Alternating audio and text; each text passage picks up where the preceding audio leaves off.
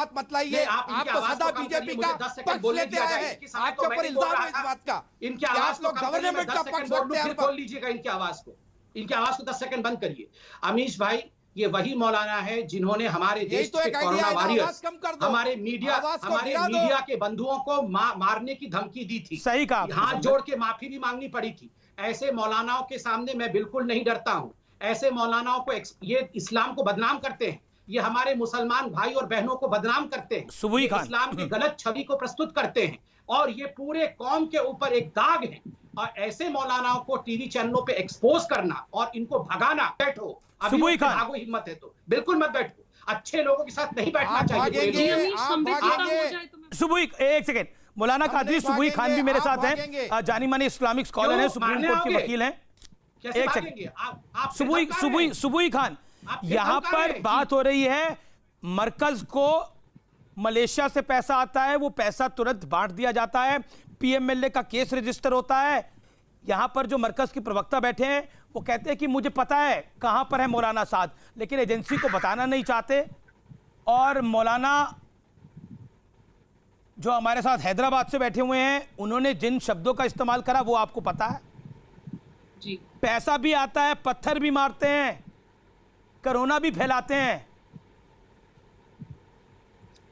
और मौलाना भी बन जाते हैं। ऑर्गेनाइजेशन को क्या फंडिंग होती है उससे हमें मतलब नहीं है जी, उससे हमें अमीश ये बीच में ना बोले प्लीज, इनको बोलिए, मैं पूरी शांति से सुन रही थी। जी जी, सुना जाएगा आपको, आप काफी देर से शांत है। जी अमीश, देखिए जो देश की जो जनता इन सबको जो लाइव टीवी पे देख रही है कोई बेवकूफ नहीं है। मलेशिया में हॉट बेड ऑफ कोरोना का पाया जाना, सही कहा, पूरी दुनिया से ये लोग तबलीगी जमात के लिए जमा हुए थे और उसके बाद ये पूरी दुनिया में अलग अलग कंट्रीज में फैल गए। पहला इत्तेफाक इनकी भाषा में अगर माने तो।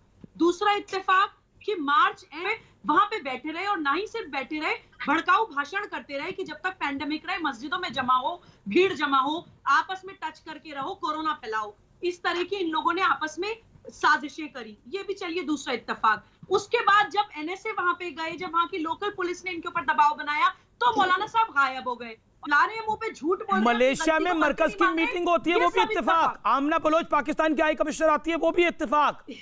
और कोरोना फैलाने वाले शांत रहो इस देश के अंदर। पाकिस्तान में बर्थडे केक खाने वाले देश के वो हो सकते हैं। ना एक सेकंड शांत रहो, वो बर्थडे का केक खा रहे हैं और यहाँ कोरोना बांट रहे हो तुम सबको। शांत रहो, आवाज डाउन करो पीसीआर। अमीश आई नीड, मुझे कुछ सेकंड्स चाहिए। जी बोलिए। जी अमीश, देखिए इनके लॉजिक के दुनिया के हर आदमी की गलती है, इनकी गलती नहीं है। अगर ये रंगे हाथों तो ये उसको भी झुटलाते रहेंगे। आपको बुरी नहीं लगती जब आप ही की क्लियर करना चाहता हूं। सुबुई खान, और दूसरी अली कादरी, आपने बोला कि कर्नाटक के सीएम का कोविड टेस्ट होना चाहिए। चलिए हो जाएगा, कार्यक्रम अचानक हो गया था क्या? प्रोग्राम के गलत हुआ ना वो? संबित पात्रा, आज देश में 40% कोरोना फैला, क्या फैलेगा तो हम रथ यात्रा को भी नहीं छोड़ने वाले। मगर यहाँ पर जो चोरी बैठेंगे, यहाँ धमकाना नहीं चलने वाला, आप शांत बैठे। देखिए ये चोरी ऊपर से सीना चोरी नहीं चलने वाला है।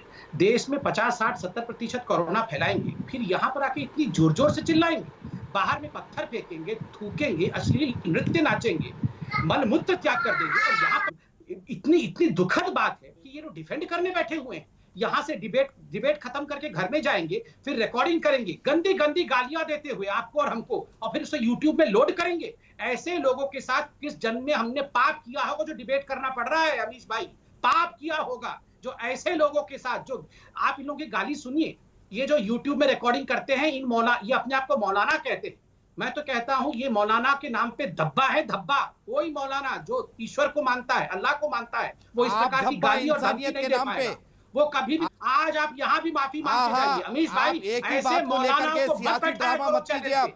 ये मौलाना यूट्यूब में गंदी गंदी वीडियोस लोड करते हैं, आपको नहीं बनना चाहिए। मौलाना कादरी को बचाने आते हैं। ऐसे मौलानाओं को पूरी तरह से मौलाना कादरी करके रखना चाहिए। आप तमाम आरोपों का जवाब दीजिएगा, समाज के सामने एक्सपोज करके रखना चाहिए। मौलाना कादरी, आपने मीडिया को धमकी दी, आपने चैनल के एडिटर्स को धमकी दी, आपके एक साथी ने बकायदा मेरा नाम लिया, एक और एडिटर का नाम लिया, एक और एडिटर का नाम लिया, आपने 3 चैनल के संपादकों के नाम लिए। आपने एक सेकंड दे सकते? मैं एक हिंदुस्तानी के नाते बोल रहा हूँ, हिंदुस्तानी के नाते। कोई भी हिंदुस्तानी, अगर मेरे परिवार का कोई सदस्य वीडियो बना के किसी को धमकी दे